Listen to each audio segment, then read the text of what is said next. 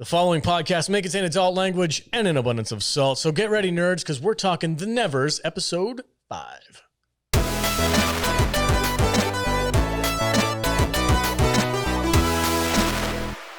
Welcome, and thank you for joining us on the Salty Nerd Podcast. Today, we're talking about The Nevers, Episode 5, and I'm joined, as always, by my fantastic panel of nerds, starting with the bearded barbarian, Matt Vader. Is this your first time talking about the show with us? With you. With me? Okay. I feel like we did the first two episodes without you. Last time they just kind of talked, and I just Tom was in the corner for a while, and then you came in. And I came in, and I said, Listen, it's been a shit show. Yeah, the show's kind of lame. This month has been wacky for our schedule. So, like, people are here, people are not here. So this is our first time as a full SMP podcast. We're going to talk about this show. I don't really like this show. I don't either. Matthew Vader. Not Matthew Vader. Matthew Kadish. That's me. Yeah, what's up, dude? Take it away, man. You're going to do our normal thing where you take us through the episode. Are you not going to introduce Jude? Oh, hi, Jude. How you doing? Hi. One of the people who actually cares about Yeah, you love this show. I really like it. That's awesome. Good for you. Get the fuck out of here, Jude. Go cancel yourself. Shout out to Force of Light. Hi. All right, guys, let's get into it. Kadish is going to take us through the episode, and we're going to interrupt and talk about what happens during episode 5. Yeah, I guess I don't get an introduction either. Man, all right, so season 1, episode 5, entitled Hanged.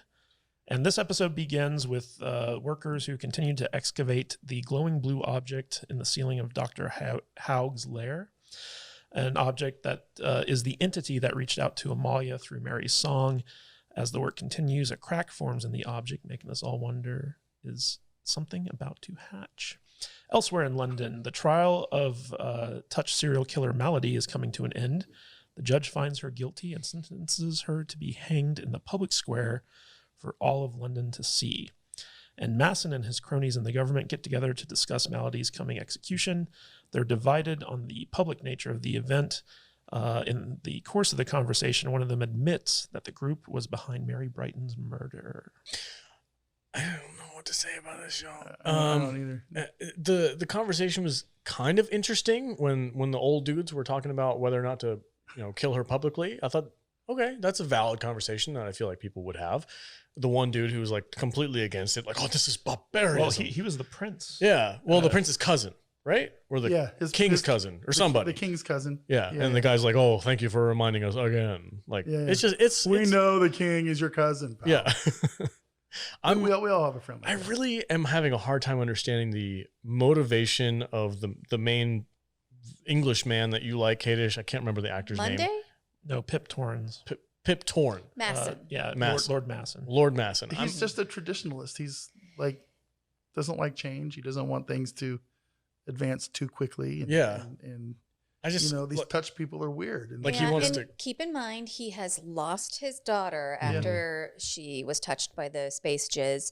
And I think that his goal is either to find a cure for it, to reverse what happened to his daughter, which he basically wrote off in this episode. Yeah, said it's not or just to get rid of all of the touched, because they're going to overpower normal society eventually. So we've got to nip that in the bud. He's looking at it as a war. Mm-hmm. Yeah, it's the war against the empire, right? Or the English empire.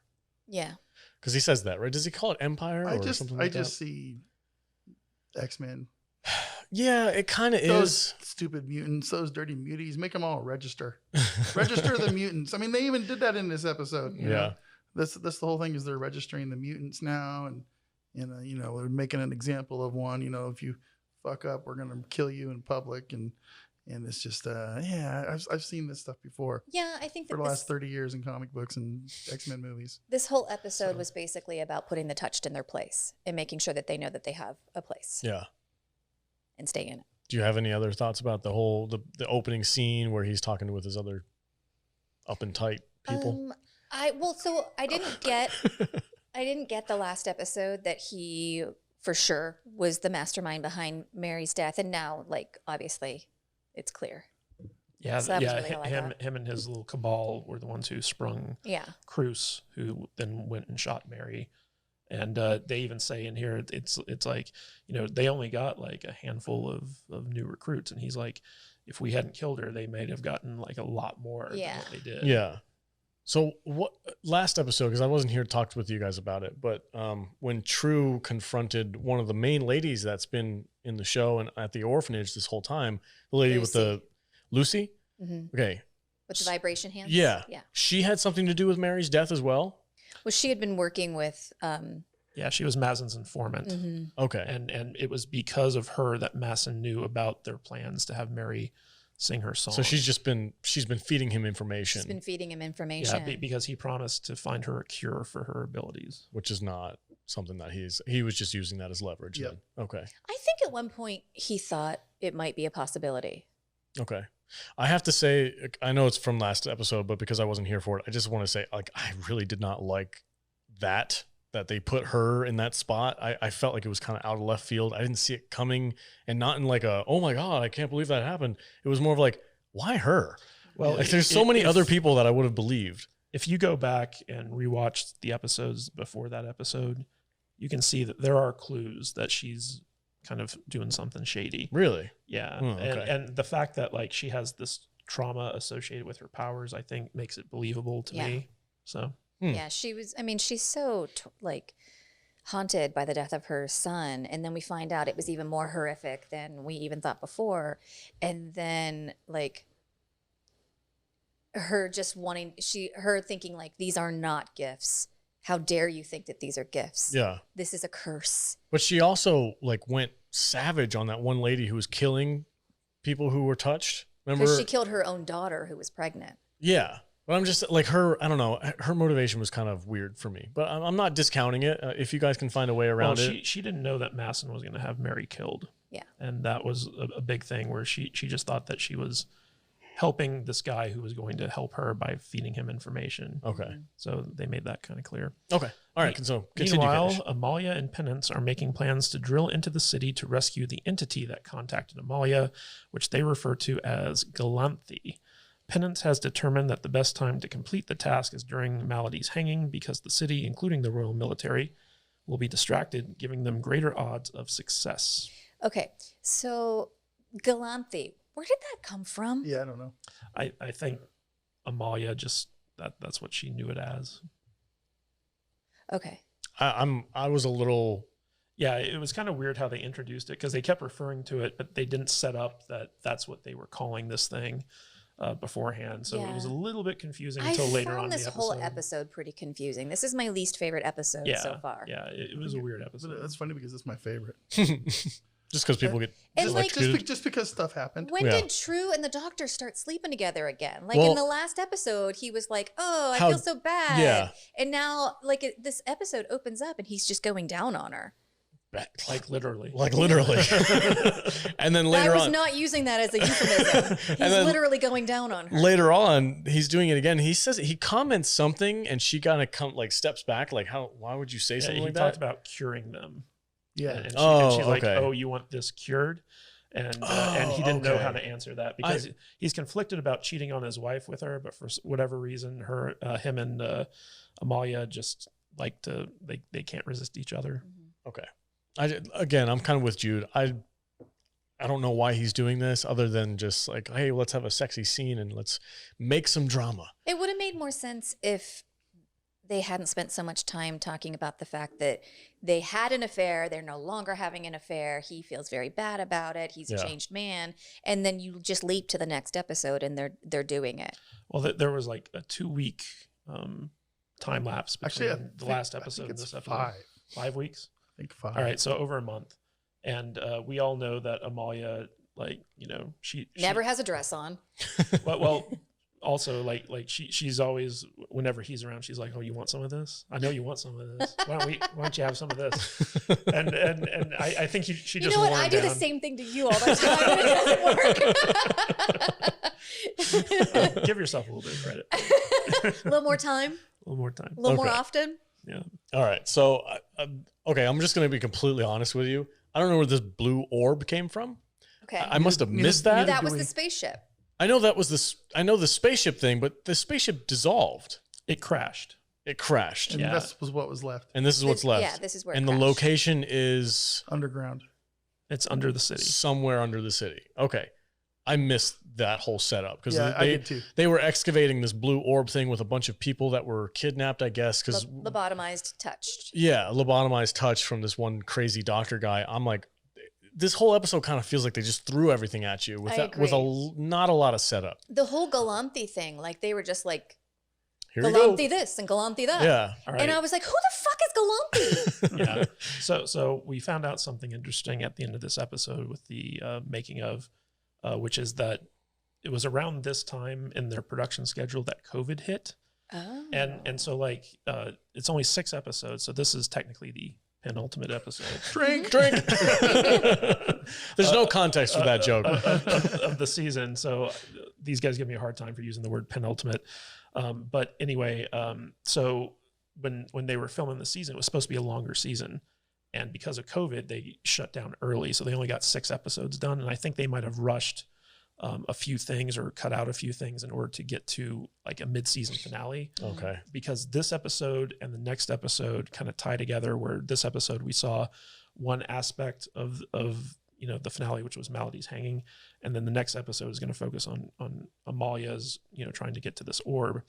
And from what I understand, someone commented on one of our recaps that it's actually a like 10 episode season or something like that. And the second half of the season is going to come out later. And the reason for that is because when COVID came, like they had to shut down production. So they didn't have enough time to do a full season before the premiere. I would rather they just So waited. do we know when the rest of it's coming out? I'm guessing either towards the end of the year or something like that. Okay. Because this is a movie that requires like special effects and things like that to be done. I should say TV show. So it takes longer to do like the post-production than it normally would for like a regular TV show. And so like that to me is, I think, one of the reasons why this episode feels a little bit rushed, is because there may have been stuff that they wanted to shoot before this, but they weren't able to, and they had to make some cuts. I don't know. But that's my theory. I love this show, and I'm still on board with watching it. I'm still really invested in it. But this episode gave me season 8 vibes. Really? Yeah. Those are strong words, where dude. the hell did that come from? I mean, season 8 Game of Thrones vibes. That everybody knows what I mean. We're talking to nerds here, Kadish. Those are strong words, Jude.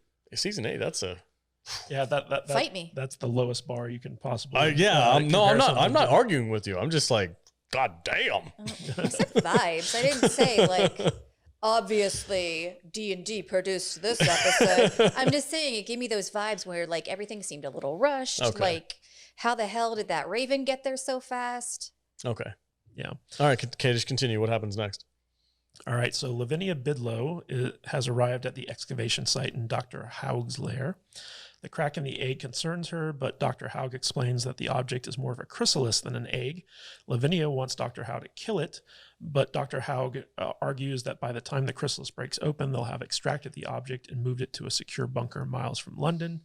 Lavinia counters that their hopes of finding a cure for the touched were childish, and now she simply fears the power of the object is somehow negatively influencing the public, and she believes that Melody's execution is evidence of that and is convinced that the object ultimately intends to destroy them, but Dr. Haug doesn't agree. And I was getting some weird like sexual vibes between Haug and Melinda. Lavinia, yeah. Oh, really? I wasn't. No, I didn't get that vibe. I mean, just the way... I just think he's creepy in general. Yeah, he's just a creep. Well, just the way like he kind of like touched her arm and like the looks that they were giving each other, like I felt like there was like some weird like sexual tension there. Maybe they used to be lovers. Maybe. But we did find out that she used to be able to walk as well. And skate. And skate. Yeah. Okay, so I don't have much to say about this particular part of the show. I was just kind of like, because I was so confused by what this orb was exactly and where it came from and what it's supposed to mean, I had a really hard time following what they were even talking about during this scene. So I don't want to shit on it because obviously there's some behind the scenes stuff that maybe troubled the production of the show, but I don't care because I don't know. Like, so if that's a failure on the show or if that's a external thing that happened because of COVID and stuff, I don't know if I want to like complain about it, but I don't know what's going on. So I really don't give a shit. I feel like they could have set up what the Galanthi is a little bit better. 100%. Yes. Maybe that's my problem with this show too, is I'm just not following it Yeah. as well as they want me to, maybe. I feel like it's overcomplicated. Yeah. There's a lot of things going on, and there's not a lot of. See, I don't feel that way at all. You're smarter than us. I'm still trying to process people's stupid Victorian names. I've not had a problem following the plot of this show, and in fact, every episode has surprised me in a wonderful way. So just with plot twists and new characters. We did get a wonderful surprise at the end of this episode. Oh yeah, we'll get there. Let's get there. Go ahead. All right. So the government appears to be cracking down on the touch. They are now required to register their powers, and they are also required to wear blue ribbons so that they can be identified as touched in public. As the other officers at the police station deal with this new, with their new touch-specific duties. The Nazis had pieces of flair. The Jews to wear. So while the police are dealing with this, Effie Boyle begs Mundy to get her an exclusive with Malady before the hanging, which Mundy flatly refuses. However, he seems impressed with Boyle's observation about his Jane Doe case from episode 1. I'm so sorry. Just Jude, keep going. Yeah, I'm like, Jude, do you have anything to say about it? Because I really don't. Well, I can't say anything until we get to the end. Okay. All right. Well, I did like that scene where like Boyle is kind of like looking at, the murder wall in Mundy's office, and she's doing all these very astute observations about the victim. And Mundy's kind of like impressed by that. And he's like, tell you what, if you can find me my killer for that, case, I'll get you in to see. Well, she's a Malady. Jane Doe. I think what he said was, if you can tell me the name of this girl, I'll get you in with Malady. Yeah, and she was like, "Ooh, you mean really? it?" And he's like, "No." Yeah. He's like, "No, fuck off." I love Mundy. What was it last episode or this episode where they introduced that he was like a boxer from? I think it was the last episode. Last episode? Okay. Uh-huh. He's known as the East End Ape. Yeah, I really wish I was here for the last episode because I love that part when he was like, he's rolled up his sleeves and he's like, "All right, guys, let's go." And they're like, "Who is he?" Oh, that's the ape. And they were like, "Oh shit." Yeah, he's like, "That's Frank Mundy?" Yeah. It's like, we'll tell you whatever you want to know. Yeah, that was like, because I had a really hard time connecting with his character. I didn't really like him all that much, but then when that happened, I get a little bit more backstory behind him. Yeah, and I'm like, he's okay, got some history. Yeah, I'm like, all right, I'm digging it now. He used to be a bad guy. He used to be a badass mofo. I'm down. We'll see what happens. But I love Mundy. I think he's like one of the most layered characters in the show. Yeah. Just got the most interesting aspects to him. So I definitely like him a lot. So later on, Hugo Swan comes to see Mundy about a situation with one of the touch that he employs, who has gotten into issue with one of his clients. I guess he accidentally ice burned a high-powered lord. Mundy decides against charging him for the incident, but warns that he'll shut Swan's Ferryman's Club down if it happens again. And Effie Boyle confronts Swan as he leaves Mundy's office. She seems to be manipulating him into getting her the time she seeks with Malady. They never really explained what exactly she whispered to him. Like Mundy saw Boyle kind of reach out to Swan. So you kind of assume that's what it was, but they didn't really explain in the show. I know Swan shows up at the end to see the execution, but I wasn't sure if, she told him something to do for that or what exactly she whispered. Yeah. We also get a little more intel on what Malady's powers are. She gets power from pain. I didn't get that before. I don't know if that was clear before this. Yeah, no, we never really got a good sense of what Malady's powers were. All I know is that her eyes turn red when she gets into a fight. Hot. Hottest. Yeah. Little action. So she's reference. Juggernaut. Juggernaut? Yeah. No, she's not. I mean, Juggernaut should is be more pretty like much unstoppable. Should be like Rogue, right? Kind of. No, the more pain you inflict, the stronger she gets. Is that Juggernaut's thing? Kind of. I thought he was just a tank, like he's just unstoppable force. Juggernaut gets stronger the more he goes on. Oh, okay. Like once you get him going, then you can't stop him. Oh, I'm the Juggernaut, bitch. Yeah. I didn't know that. I mean, maybe the analogy's not quite perfect, but okay. So the more pain she feels, the stronger she gets. I guess. Yeah, but we don't exactly know what. Yeah. But she powers got. are. Yeah, I don't know if that works. But though. you can still cut her head off. But we She's got still a dead. little more information on Yeah. it. Before it was just like, ooh, she's the baddest of the bad, but we had no idea what her power was because she would just up and murder someone with actual weapons. So Easy. unclear. Yeah, I think maybe that's why I'm having a hard time connect with these characters because I don't exactly know what they do. They're definitely just sprinkling in like that's need to know only. Yeah. Yeah. We'll get that in seasons 3 and 4. What more some of these people do. We'll see. Maybe. Like, I like the engineer chick as my favorite character. Yeah. Because I know exactly, Penance. I know what her power is. I know what she does. She's smart. She's a sweetheart. She's super smart. She makes really cool stuff. She's Irish. I like, she's redhead. I like that stuff. I like her character because I understand her. I'm having a really hard time connecting to everybody else because I don't really know anything about them. And they're taking too long to kind of like spell it out for me. See, I feel like they've like, really accelerated getting to know a lot of these characters. Like, I love Massen. I love Mundy. Amalia's very interesting. The Beggar King. I am desperate to find out like what Amalia's story is because clearly her history is a big part of this, but we don't know what it is yet. Like, I feel like think she's she an might alien. be an alien. Which one? True. Amalia True, the main character. You think The she's widow. an alien? Well, I mean, so this being on this spaceship reached out to her personally. And she said several times before, like she was institutionalized for what we don't know, for being different. Mm-hmm. She was left with a mission. She doesn't understand what the mission is. She wasn't actually given it, but she's the only one here who can move forward with this mission. Like she seems to have been like Chosen. And I don't know why or what her history is. She's also a widow. Who the fuck was her husband? Was Okay. he an alien? I don't know. She seems a bit smug, which sometimes I like about her Yeah. and other times I don't. I don't like her. I don't see her as smug. I see her as smart. Like for a woman in this day and age, like she's very independent, she's very intelligent, and she's very resourceful. Yeah. I understand. Yeah, you are correct. Do you hate smart women? Is that it? No, I really don't. No. Do you hate tough women? No, not at all. Do you hate women? That's what it is. No, not at all. Like I said, I love the engineer girl. She's very resourceful and smart. Because she's meek. I don't think that's it. I think you need to go search yourself, sir. No, it's true. Like she's just not true like me true. It's the character true. She just seems very like, Unlikable. yeah. Just not See, I disagree. I think she's very likable. The doctor likes her. Yeah, the doctor definitely likes her. But I mean, like, she's been the one kind of carrying the show forward. Well, And like her showdown with Massen last episode, her fight with Odium, there's just so much stuff that she's done that I felt like, was really cool. I haven't had a problem with her physical ability to like do karate, cool, badass shit when she was fighting Odium. I thought that was really cool. In that first episode, we get to see her fighting up a bunch of people and she does all these cool moves. I'm down for that. It's just her character herself and her relationship with the doctor now that they're introducing. It just all seems very like, she doesn't seem like a good person.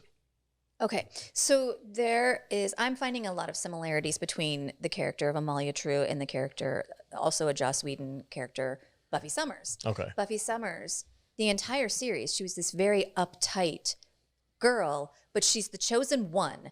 She has the weight of the world on her, and she's uptight as hell because she has to control all of this stuff, and she's the only person who can do it. And I'm getting a lot of that with this character too. She's the chosen one. She has this mission. She's got the weight of this orphanage and the touched, and she has to organize all of this shit, and she's the one that's in charge. So she's got the weight of the world on her shoulders. She doesn't have time to cry over people who are dead. They don't need that from me now. Like, she's very uptight. I'm getting that from her. Not smug, but I'm getting like this whole, I don't have time for feelings. Okay. I can see that, I guess. All right. So I don't hate women, Jude. I'm quite fond. Quite fond of women. All right. So at the orphanage, Augie Bidlow comes to meet with Penance and Amalia. Though he told his sister he'll be out of town during the execution the next day, in truth, he's been enlisted to help find the Galanthe. He will use his turn to control birds to distract anyone who happens to be around while they drill into the city. I thought this scene where, Penance is kind of suspicious that he's warged into her bird to look at her naked, and then he's suspicious that she's trying to record him again. It was just kind of a cute scene. I do like their relationship. Yeah. I wish that this dude had a little bit more masculinity to him. He's very, very fidgety and unsure of himself. British. And he's just kind of like, he rubs his hands together. And he's just always stressed out that he's going to hurt somebody's feelings. Just buck up, buddy. Come on. I really like his character. I think his power is pretty dope. Well, his sister is a bully, and also she's disabled. So he feels like he has to allow her to take the reins because that gives her some semblance of control so that she doesn't feel like an invalid or a disabled person. Okay. Also, I feel like we see this type of character in every British show that we Yes. ever True. watch. Yeah, it's a trope. So like it's not like something that's out of the I'm I'll put it this way then, so I don't sound like a douchebag. I'm really looking forward to seeing his character grow. Okay. You're looking forward to his arc Yes. Looking toward where he just forward. whips his dick out and pots it on the table. I just need a little bit of masculinity, damn it, Jude. He rips his shirt off and he's all ripped. So, Mundy is the only one that I'm like, he can kick some ass. Yeah. Just the only one. Yeah, the gay guy kicks a lot. I know, it's like, God damn it. I love that. Like I said, Mundy has the most layers of any of the characters. For Is sure. that the cop? Yeah, the cop. Yeah. He's gay? Yeah. Yeah. They dropped that 2 episodes ago. You didn't catch that? Okay, whatever. You really need to pay better attention to the show. You might like it more. It's hard. Like I understand Vader's problem because I have the same one. It's just like I don't quite care about these characters enough to really pay attention to every single heavily accented line that gets dropped. So I miss some things because I'm like, okay, whatever, they're talking. Jude and I do watch it with the subtitles on. You need to. Yeah. Oh, it's rough sometimes. I don't read TV shows. Fuck. All right. Continue. So at the orphanage, I already did that one. All right. So this is my favorite scene of the show where Lord Massen visits the Beggar King in one of his warehouses. The Beggar King confronts Massen about manipulating Odium to try to kill Amalia True. So we find out that the Beggar King didn't send Odium to do that. And Massen finally reveals why he's there. He wants the Beggar King's people to cause just enough chaos to ensure London decides that it wants to be free from the chaos caused by the Touched. And I feel like Massen and the Beggar King are like on the same level. That I just love it when I see like Two baddies. yeah, two characters who are Yeah. like equal in terms of like, mental facilities and power, kind of go toe to toe with one another. And it for a while there, like, it almost reminded me of that scene where between Massen and Swan. I was just going to say that. Yeah. And it was just fantastic. Like Nick Frost is killing it in the show. He's so good. Yeah. He's killing it. I will give the show that. Nick Frost has stepped out of his normal role and he's like taken on this crazy character, the Beggar King, and it works. Like I'm never like I love Nick Frost and his comedic roles, but when I'm watching this, I never look. I don't feel like I'm watching Nick Frost. He's so good you forget it's Nick Frost. Yes, exactly. Yeah, I don't see. Jesus Christ. I don't see the same character as in all the other movies. Is what I'm trying to say. So it's cool. I mean, like I liked how he kind of basically like Massen's trying to make a cause for order, and the Beggar King's just like, I don't care. No matter what happens, I'm still going to be king. And then finally Massen gets around to saying, I have a job, it pays like ridiculously well. And Beggar King is like, was that so fucking hard to say? Yeah. Why didn't you lead with that? Yeah.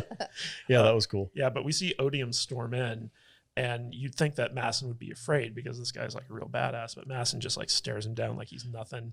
And he has that There's line. no water anywhere. I was very confused about something because when we see Amalia True fight Odium, he seems like a giant. Like he's like 40 feet tall. Right? And then when he walks into this room with the Beggar King and what's the guy's name?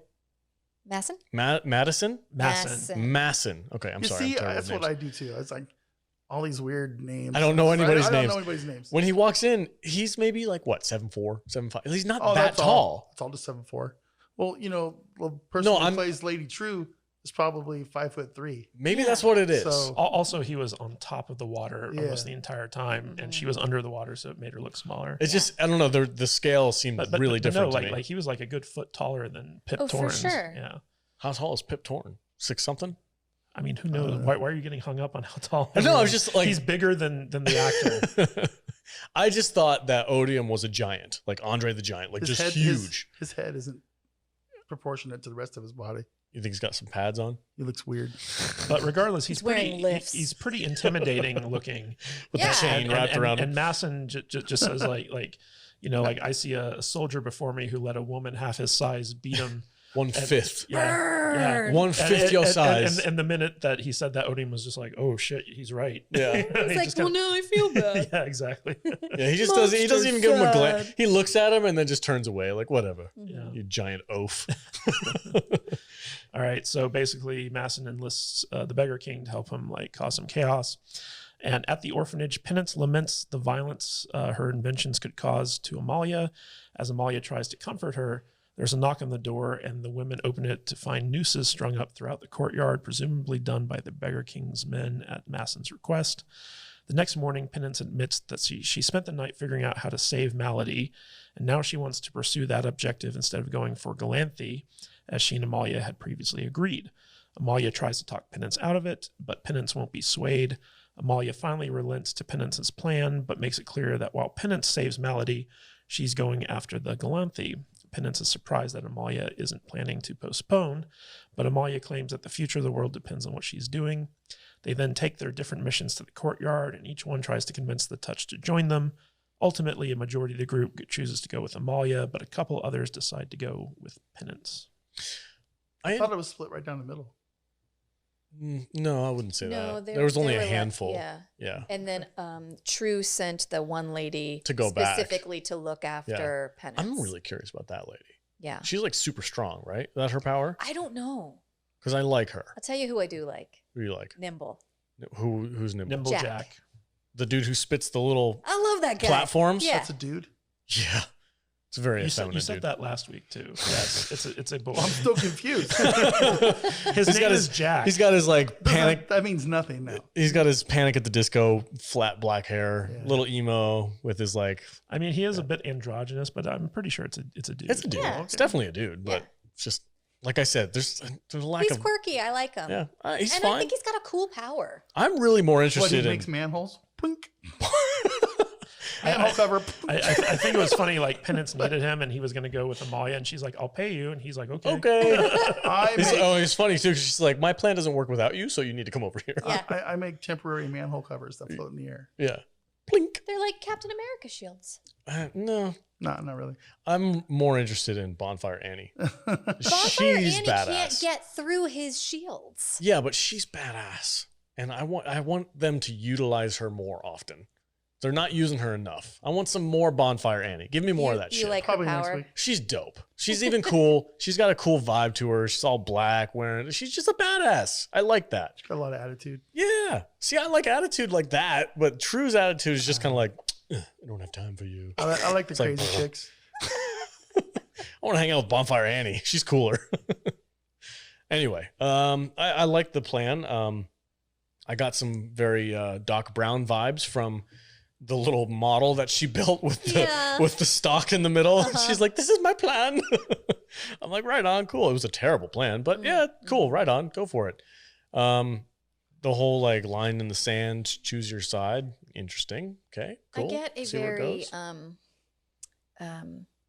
I forget his name. The dad in Gremlins. The dad in Gremlins. Yeah, the inventor. Oh, okay. Hauser? I don't know. It's my ashless ashtray. Yeah, I get like his vibes about Penance. Really? Yeah, because like her They invention. wait for the big meeting. Yeah, her inventions are kind of hit and miss. Like when they Okay. work, it's great, but then sometimes they break while they're working. Yeah, the drill was funny. Yeah, And she's yeah. like, "That's not The coming same back." thing happened with the car. I think in the first or second episode. Was it had to have been the second because they Yeah. used it in the first. Yeah, and it worked. something else happened where they were like in the middle of using one of her. I think it was the car. Well, she also gave a car to the Beggar King. Yeah. And Massen was like, like this woman does in like 5 days what This uneducated Irish girl. Yeah. what it takes like our scientists years to figure out. And we just can't have that. Terrible smart women. Oh, I like. You said it, not us. She's one of my favorite characters. I love her. She's cool. I want to again, like the characters that I like. I feel like don't get used enough. I'm like, I want to see more of them. They don't do enough. Penance was used in. She was a lot in this episode, and I really liked it. It was cool. All right, continue. So at the site of the execution, Mundy is doing his best to ensure that the crowd will be controlled. There's a gate set up around the public viewing area closest to the gallows, and Mundy orders only a fraction of the crowd to be let in and the gates to be locked. Now, what was interesting about this is they were shooting this during quarantine. And so like they had to, originally they were going to have like thousands of extras at the scene. And so they had to basically scale it back and specifically like use a small number of extras to shoot this. And that's why they changed it to like, Mundy says only let like 300 people in, keep count. And they actually had like social distanced extras that they filmed and then digitally multiplied to make it look like there was a crowd there, because like they just legally weren't allowed to like, have people close together. So I thought that was kind of interesting. It's a little clever to write it into the story to make it more believable. But why wouldn't they just do more digital extras? It's probably very expensive to do that. Think so? Just copy and paste. Yeah. This isn't Star Trek Picard. Yeah, there's Star Trek Picard. It's more than one ship. People actually care about this Look show. at Vader's face. He's like, you mentioned Star Trek Picard, the dude just dies inside a little bit.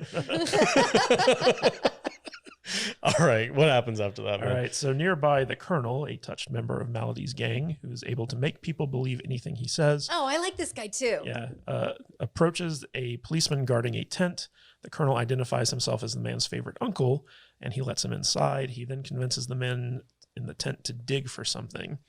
Outside, around the town square, Penance and her team get into place as the drums signal Melody's arrival, and as the ground mysteriously shakes, which I believe has something to do with True's mission that we'll find out next episode, she walks up to the platform, and a noose is hung around her neck.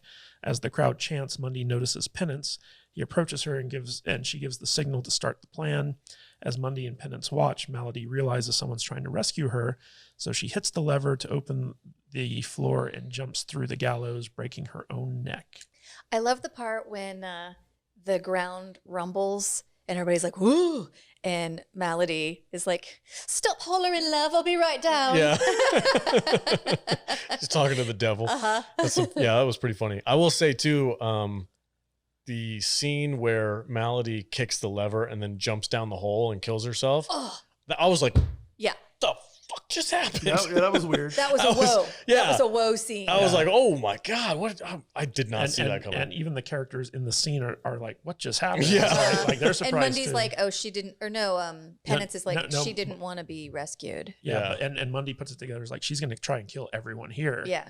And so like, shit starts hitting the fan. Since Mundy locked the gates, the crowd used to enter the town square. They head towards the nearest That's door. a fire hazard, Yeah. sir. Well, they didn't have those back then. Which we find out pretty soon. And so everyone, like, chaos is all over the place. People are dying because of of electricity hooked up to that bar that was keeping people away from the gallows. Yeah. Everyone who had their hands on it is dying because they're getting electrocuted. This is my favorite part of the episode because, like, it's so brutal. Yeah. And it was, like, tough to watch because I've seen actual videos, like, for safety training for work and stuff because we deal with a lot of high voltage stuff. Mm-hmm. Like, seeing that in the show and they're all just standing there and they're just smoldering and smoking. I was like, yep, that's accurate. Yeah. It's pretty messed up. But I do have a question, though. Where this electrical box with the switch in the ground underneath the tent? I found this very confusing. A bit convenient, too. So basically, the colonel brought that with him. And once they dug up into the power lines, he connected to it. Oh. And he was using that to control the electricity flow. Was that clear? I got it. But it was not clear. Well, hold on. Did you get it before you watched a bunch of other stuff about the episode? Yeah, the box was in the ground. Isn't that what they were digging up? I thought that too. Yeah. I mean, who knows at this point? It doesn't matter. But you... I thought that he brought the switch with him and he used the guys to dig to the power lines so that he could... Then how would he have... I thought that the switch was underground and that's what he was making them dig for. I mean, why would they have a switch underground? Exactly. I don't know. That's why it was confusing. But if he brought the switch with him, how would he disconnect the power lines and then plug it into the switch? No, he didn't disconnect them. He just, cut them? Well, I mean, he just jacked into the power lines. How do you jack into a power line without cutting into it? It's not. It's TV. It's like clamps. Doesn't matter. This episode is badly written. It could have been clearer. Not my favorite episode. We're talking about a show with mutant powers. Yeah, no. There's mutant powers, and then there's just basic logic. They got jizzed on by a flying spaceship. Okay, so. Well, I feel like the colonel ordered the policemen to attach that thing to him, and they got electrocuted doing it and died. Mm-hmm. So, I mean, that might be headcanon, but that's kind of what I read into it. I think if this was a different show, you would claim poor writing.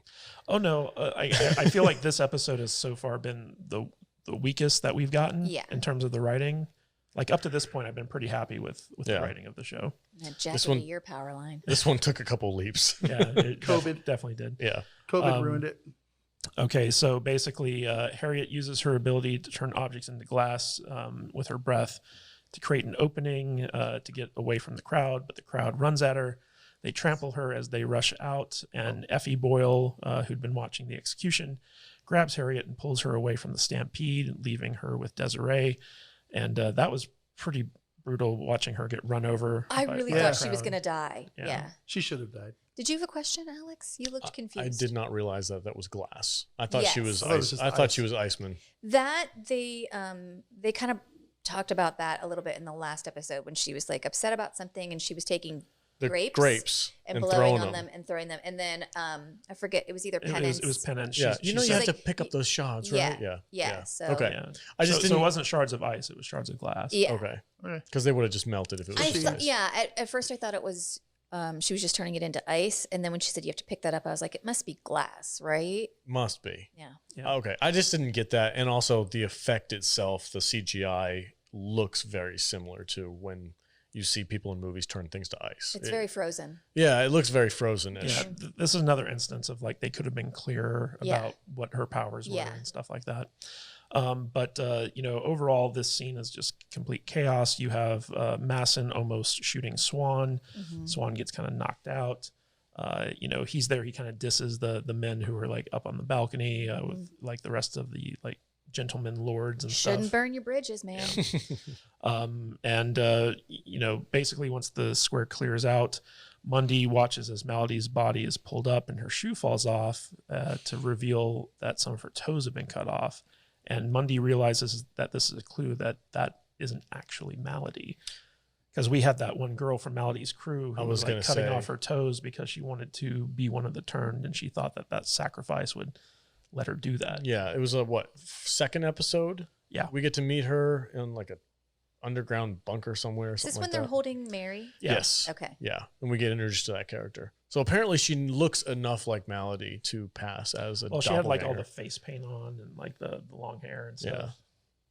So basically, Mundy returns to his office and he realizes that the person that they captured wasn't actually Melody, but a decoy.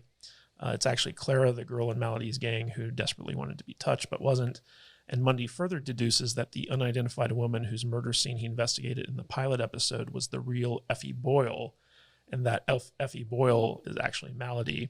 So we get this great Kaiser Soze moment where Yeah. basically he realizes that Melody was Free and in his office the whole well, time. Melody actually committed that murder that he was Yeah. called in to investigate, and that she was impersonating Effie, and it's like this weird flashback scene where like you see him putting it together, and we get to see like how Melody kind of planned this thing out, and she was like right under his nose the entire time, Mm-hmm. and then like she's like pulling off the costume, and Melody just basically removes her disguise and exults in all the chaos she created, and like her superpower is that she's an evil genius. She's like the Joker. She's like the you know? Joker. She Yeah. is. Yeah. Yeah, I got that vibe from this Yeah, episode. she just wants to see the world burn. Yeah. But 100%. but she did save that one girl, She did. Harriet, Yeah. which was interesting. Yeah, she's a complicated villain. She's not just straight up evil. And There's I like that about her. Yeah. She's not just unreasonably bad. She has like this kind of a code. And she's like, she gets very upset when she gets blamed for things that she didn't do. yeah, she just likes chaos. Yeah. I think But what's interesting is like when she's Melody, she's like crazy, right? Mhm. But when she was being Effie Boyle, she very sane, very Like- put like- together. yeah. Super smart. Yeah. yeah, And she didn't like she was very normal. she didn't give anything away either. Because the And whole you know episode what? I'm the watching whole episode, I was like, that lady's face looks weird. she takes the nose off. And then I was like, oh, I can't believe I didn't get that. I will say that they did a good job of disguising her. And Yes. when this reveal happened, I was genuinely surprised. I was Yeah. like, oh wow, Yeah. that's freaking cool. Yeah. Like I did not love this episode, but the fact that we got this surprise out of this episode, I loved. yeah, it was a real usual suspects moment Yeah. where like at the end it all came together, and they'd been setting this up since like episode 1, Yeah. which is crazy because like you have to realize that Melody was planning it this far out. Yeah. To like basically do all this stuff. Well done. Yeah. And at the end, Penance returns to the orphanage with her crew, and they're all like beat up to shit. And they find True and her crew are already there, and they're all beat to shit too. and they're like, how did it go? And they're like, how did it go with you? So like, so we're going to get to see what happens with them in the next episode. So overall, what did you guys think of the penultimate episode of The Nevers? Alex? I think I need more from this show. I have a hard time connecting with anybody, and that makes it difficult for me to kind of dive in and lose myself in the story. Well, there's a lot of characters to keep track of too. Yeah, but that's not an excuse, because there's a lot of characters in other TV shows, and I'm just like freaking in, and I'm calling them by their first names, and I know their powers, and I know their motivations, and I understand everything that's happening in the show, and I'm invested. Have you ever had to keep track of this many women before? Because I know you hate women. God damn it, Jude. Yeah, patriarchy. I have 3 boys. Patriarchy, Alex. Men. Rawr. No, he's like Lord Massen. Yeah. These women, we cannot allow them to go this far. Uneducated Irish women. I cannot have it. Not in my house. I'm having a really hard time connecting with these characters. And I think that's what's preventing me from getting as into the show as you're into it. Like, this is kind of your bag though, because you like Buffy, and this seems very similar to that. So you're kind of like already primed and ready to roll. This is my first dive into like a Joss Whedon, like full on TV show. It's Yoss. It is not. It's Joss Whedon. Joss Whedon. The Nordic pronunciation. Yeah. Like, I like Firefly. Firefly's a great show. It's one of my favorites. It's a great show. Shut up, V. Not. You don't know what you're talking about. I think I'm just not a Joss Whedon fan. Joss Whedon. Anyway, I'm having a hard time. There's elements that I really do enjoy, and I'm waiting for something to hook me. I'm not quite hooked. If it wasn't for us doing the podcast and hanging out with you guys, I probably wouldn't be watching the show. Not at all. So I'm still waiting for the hook, and I don't know. I just haven't had it yet. It's just not for me. I mean, not everybody has to like every show. Yeah, I'm glad you guys like it. Yeah, I have no problem. If the viewer that's watching this, if you guys, I love this freaking show. Good, awesome, great. Good for you. Salty and I are going to go drink. You guys enjoy your show. It's just so far, it's just not for me. I'm enjoying Shadow and Bone much more. And that has a ton of freaking characters in it. I can't get into that either. Really? No. Oh, I'm into it. I'm good. So V, you're yeah. Okay. That was our conversation. Jude. And we understood every word. Yeah. Oh, dudes. Jude, what did you think about this penultimate? See, I can't say it like Kadish does. Okay, so I think that the job of a penultimate episode is to set up the finale. So I'm hoping, fingers crossed, that that's what it's doing. I did not like this episode in the whole of the series so far. This is my least favorite episode. I felt like they were fast forwarding to get to the final episode. Mm-hmm. So hopefully the final episode makes that worth it. Okay. I do love the series though. Okay. Kadish, how about you? So yeah, this is my least favorite episode of the season so far. And we have to remember that the next episode is not technically the finale. It's like the mid-season finale. This didn't really do what a penultimate episode should do in terms of like setting that up, even though this seems more like a 2-parter. It's like the next 2 episodes are the same episode, just told from different angles, because they had to split up the story in order to get all that stuff into the show. So did they shut down production because of COVID? Yes. After the next episode?